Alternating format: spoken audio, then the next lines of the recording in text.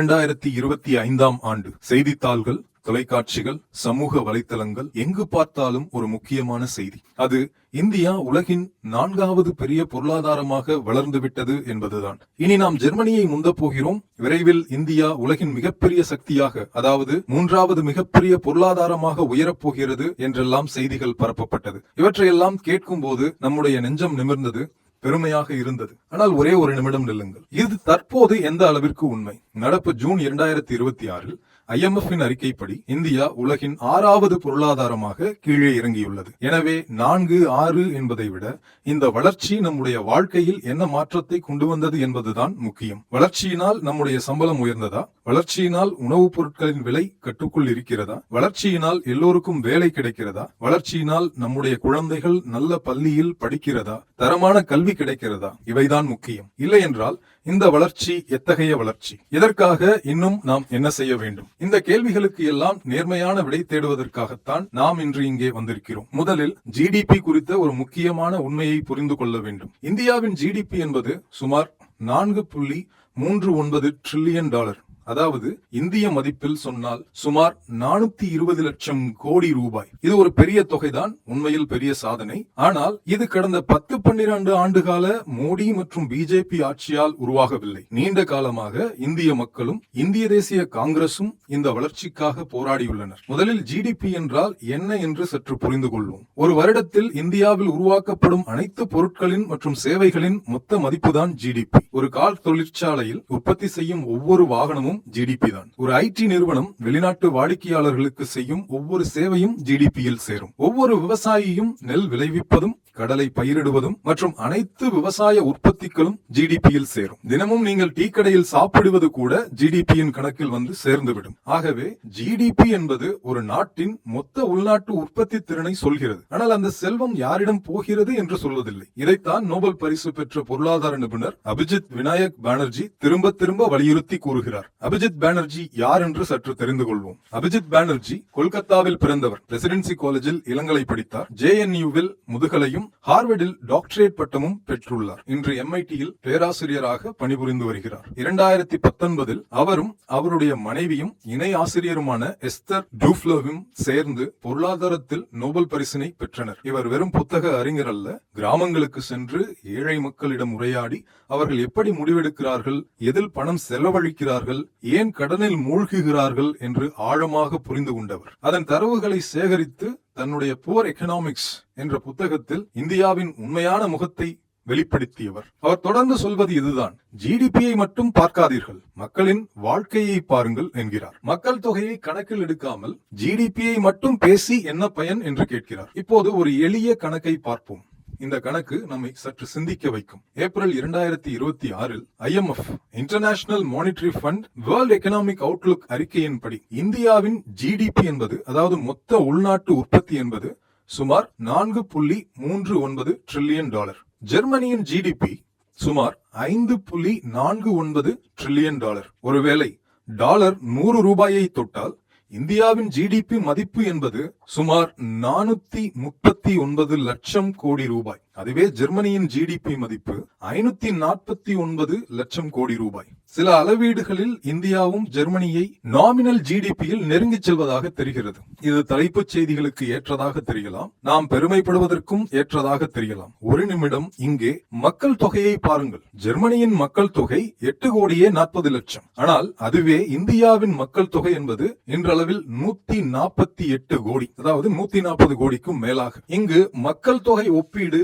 எல்லாவற்றையும் மாற்றுகிறது. Per capita income, அதாவது தனிநபர் வருமானம் என்பது ஒரு நாட்டின் மொத்த GDP-யை அந்த நாட்டு மக்கள் தொகையால் வகுத்தால் கிடைப்பது. ஒரு சராசரி ஜெர்மன் குடிமகன் ஆண்டுக்கு சம்பாதிப்பது $62,000, அதாவது இந்திய மதிப்பில் சுமார் 59 லட்சம் ரூபாய் சம்பாதிக்கிறார். அதுவே சராசரி இந்தியனின் ஆண்டு வருமானம் சுமார் 3 லட்சம் ரூபாய் இந்திய மதிப்பில். பெரும்பான்மையான இந்திய மக்களின் மாத சம்பளம் 15,000 - 25,000 ரூபாய் தான். இதை மறைத்துவிட்டு நாம் ஜெர்மனிக்கும் நிகரானவர்கள் என்று சொல்வது உண்மை அல்ல, அது பாதி உண்மை.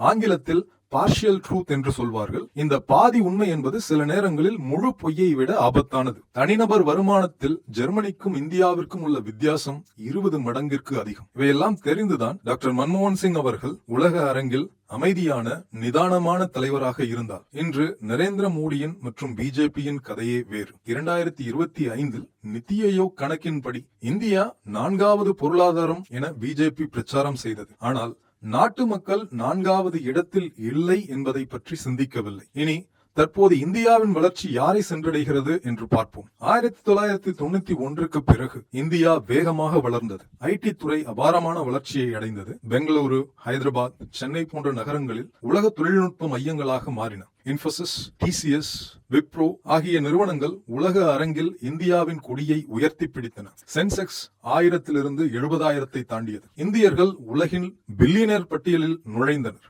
இவையெல்லாம் பெருமைக்குரியவை.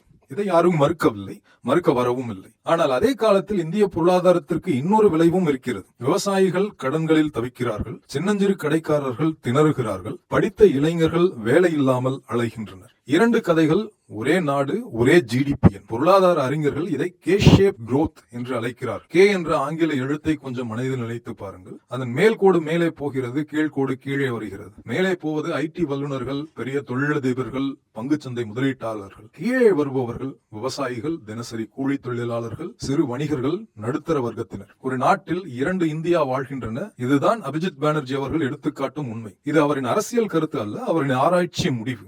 இந்த ஏற்றத்தாழ்வு நாம் நினைப்பதை விட அதிகமாகவும் ஆழமானதாகவும் இருக்கலாம் என்று எச்சரிக்கிறார் பிரான்ஸ் நாட்டின் புகழ்பெற்ற பொருளாதார அறிஞர் தாமஸ் பிகெட்டி. அரசு நடத்தும் கணக்கெடுப்புகள் வீட்டுக்கு வீடாக சென்று வருமானம் பற்றிய தகவல்களை சேகரிக்கின்றனவே தவிர அவை மிகவும் பணக்காரர்களை கணக்கெடுப்பில் சரியாக எடுத்துக் கொள்வதில்லை என்று குற்றம் சாட்டுகிறார். ஒரு பில்லியனரின் செல்வம் எங்கே இருக்கும்? பங்குகளில், வெளிநாட்டு வங்கிகளில், நூற்றுக்கணக்கான ஏக்கர் நிலங்களில், தனியார் நிதி நிறுவனங்களில் என்று இருக்கும். இவை எதுவும் அதிகாரப்பூர்வ வருமான கணக்கில் சரியாக வருவதில்லை என்பதுதான் தாமஸ் பிகெட்டியின் ஒரு எச்சரிக்கை. இதனால் இந்தியாவின் ஏற்றத்தாழ்வு நாம் நினைப்பதை விட அதிகமாக இருக்கலாம் என்று கணிக்கப்படுகிறது. இன்று இந்தியாவின் மேல்தட்டு 10% மக்கள் நாட்டின் மொத்த செல்வத்தில் மிகப்பெரிய பகுதியை வைத்திருக்கிறார்கள். கீழே உள்ள 50% மக்கள் வைத்திருப்பதை விட இது மிக மிக அதிகம். இது வெறும் குற்றச்சாட்டு அல்ல, தரவு. சரி, இந்த நிதர்சனமான சிக்கலுக்கு அபிஜித் பானர்ஜி என்ன சொல்கிறார்? அவர் பெரிய கோட்பாடுகளை சொல்லவில்லை, நடைமுறையாகவும் சில விஷயங்களை தெளிவாகவும் சொல்கிறார். முதலில்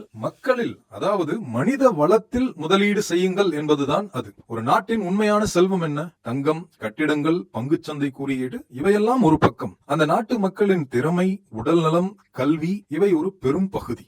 இதை ஒரு எளிய உதாரணத்தில் புரிந்து கொள்வோம். ஒரு குழந்தை சரியான ஊட்டச்சத்துடன் வளர்ந்தால் பள்ளியில் கவனமாக படிக்கும். நன்றாக படித்தால் நல்ல திறனோடு வேலை செய்ய முடியும். நல்ல வேலையில் சேர்ந்தால் அதிக உற்பத்தியை காணலாம். அதிக உற்பத்தி நாட்டின் ஜிடிபியை உயர்த்தும். இது வெறும் கோட்பாடு அல்ல, இது வளர்ச்சியின் உண்மையான சுழற்சி. ஆனால் இன்று இந்தியாவில் கோடிக்கணக்கான குழந்தைகள் போதுமான ஊட்டச்சத்து இல்லாமல் வளர்கிறார்கள். பள்ளிகளில் சரிவர ஆசிரியர்கள் வருவது கிடையாது. மருத்துவமனைகளில் போதுமான தரமும் மருத்துவர்களும் கிடையாது. எனவே இந்த அடிப்படை முதலீடுகளை செய்யாமல் 400 லட்சம் கோடியும் 500 லட்சம் கோடியும் வெறும் எண்ணாகவே இருக்கும். ஒரு சாதாரண மனிதனின் வாழ்க்கையில் அந்த தொடர்பு இருக்காது. அந்த எண்களின் தொடர்பு சாதாரண மனிதனின் வாழ்க்கையில் பிரதிபலிப்பது மிகவும் முக்கியம். இந்தியா உலகின் சக்தி வாய்ந்த நாடாக மாறும், சக்தி வாய்ந்த நாடாக உயரும், 3வது பொருளாதாரமாக மாறும், 2வது பொருளாதாரமாக கூட ஆகலாம். இந்தியாவின் திறன் அளவிட முடியாதது, இது உண்மை. இதை யாரும் மறுக்க முடியாதது. இளம் மக்கள் தொகை, வளர்ந்து வரும் தொழில்நுட்பம், 100 கோடிக்கும் மேற்பட்ட உள்நாட்டு நுகர்வோர் சந்தை, இவையெல்லாம் இந்தியாவின் வலிமை. இதுதான் நம்முடைய எதிர்கால நம்பிக்கை. ஆனால் ஒரே ஒரு கேள்வி, வளர்ச்சி என்பது நம்முடைய விவசாயிகளின் கடனை குறைக்குமா? பெண்கள் தங்கள் கால்களில் நிற்க உதவுமா? இளைஞர்கள் தங்கள் திறமைக்கு ஏற்ற வாய்ப்பை பெற முடியுமா? வளர்ச்சியினால் கிராமங்களில் குழந்தைகள் நல்ல கல்வியை பெறுவார்களா? இந்த கேள்விகளுக்கு ஆம் என்ற பதில் வரும் நாள்தான் இந்தியா உண்மையான வல்லரசு பயணத்தை நோக்கி அடியெடுக்கும் நாள். அபிஜித் பானர்ஜியின் வார்த்தைகளில் சொன்னால், ஒரு நாட்டின் வெற்றியை அதன் பங்குச்சந்தை குறியீட்டில் அளவிட முடியாது. அதை அளவிட வேண்டுமானால் ஒரு சாதாரண மனிதன் நேற்றை விட இன்று நன்றாக வாழ்கிறானா என்று கேளுங்கள். ஜிடிபி உயர்வது முக்கியம், இதை யாரும் மறுக்க முடியாது. ஜிடிபியின் உயர்வு உண்மையிலேயே முக்கியம். ஆனால் ஜிடிபியின் எண்கள் மட்டுமே இங்கு போதாது. நாம் கவனிக்க வேண்டிய வேறு சில எண்கள் இங்கே இருக்கிறது. தனிநபர் வருமானம் என்ன? குழந்தைகளின் கல்வி, பெண்களின் முன்னேற்றம் எப்படி உள்ளது? அரசு பள்ளிகளில் கற்றல் தரம் மேம்பட்டதா?